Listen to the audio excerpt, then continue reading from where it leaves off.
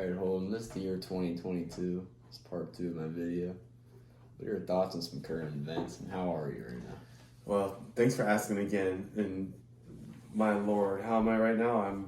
I thought things were bad 60 years ago. Well, they're just really bad right now.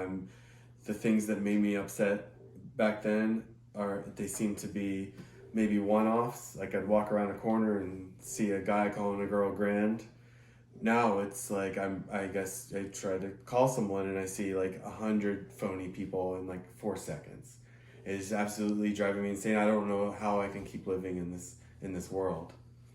Current events. Let's see. Where do I begin?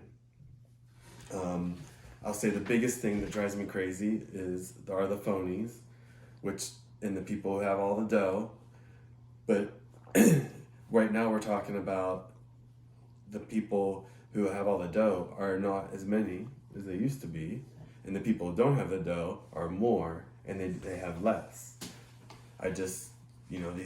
These oligarchs, they're seizing their yachts. I'm like, the yacht, like that yacht that could have been like a block in New York City in 1950, and this is like one dude's boat. I mean, how much more fake and phony and like a life that doesn't mean anything than that. I don't know. I still miss my brother when I think about him living in this world in 2022, and I'm happy he's not here now because he's too good for this world. What are your thoughts on what's going on in Ukraine? Well, as someone who was alive during World War II, I thought those days were over. But it makes sense if you consider, like me, that the world is all about just something that doesn't mean or have any substance, anything. Money.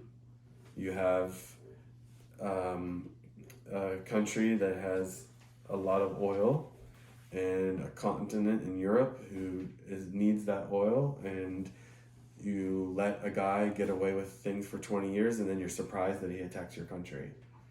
And it's all rooted in corruption and money and the people who have the power. And at the end of the day, it's all comes down to nothing. They all are still human beings like me. And I have a miserable life still. I consider theirs. They might think they're happy, but they're not. How's that? That's cool. What are your thoughts on social media? Oh, god damn it, I can't even talk about social media. But I will. Because back in the day, I would be like,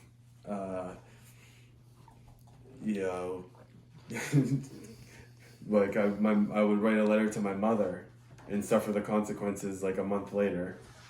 Now, if my old girlfriend was here, she would text me a picture of her in a bikini, or to my buddies, and it'd be like, what are you? This is another example of just like being fake and just like a culture that has no substance, but it's on steroids. I worry about you. I worry about you as a young whippersnapper, of like just not being able to even experience, I guess, like the phoniness. When I would complain about it in the old days, they actually might seem like more real than how things are now, which is like basically seems like a movie, like some kind of production. So social media sucks. Yeah. Well, what are your thoughts on the new civil rights movements and the way everyone's been treated recently? Well, I think the root of it is a movement that comes from more of like how I think about the world. Like it's a group of people who have been completely like thrown to the side for hundreds of years by the people who have the dough and who, again, think that they're happy and want to keep control of the power because of the dough. And so I respect it, but at the same time, I can't stand anything that puts all these phony people in the spotlight, and there's phony people who latch onto like a movement that might have more of like a root in the heart of my brother, someone like my brother, and that makes me think of that again. But at the same time, the whole thing is blown out of proportion, and you watch an NFL game and people are using issues like this to put their name out there on social media and make more money. Like the politicians. You want to know what I think about the politicians right now? It's like the biggest phony job of all time on both sides. They're not there to represent their constituencies. They're there to promote themselves and make money. Mitch McConnell, when he started as a senator, way before you were born, 40 years ago, he was maybe worth like $100,000. You know how much he's worth now? Like $50 million. For what? For being a politician. Phony.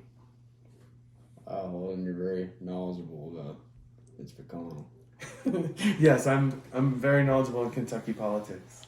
It's one thing that you didn't hear about me in that first novel. All right, well, it was nice seeing you today in 2022. Yeah, I look forward to talking to you in 2044, but we all won't be here. Okay, well, good seeing you. Good luck, son. Thank you.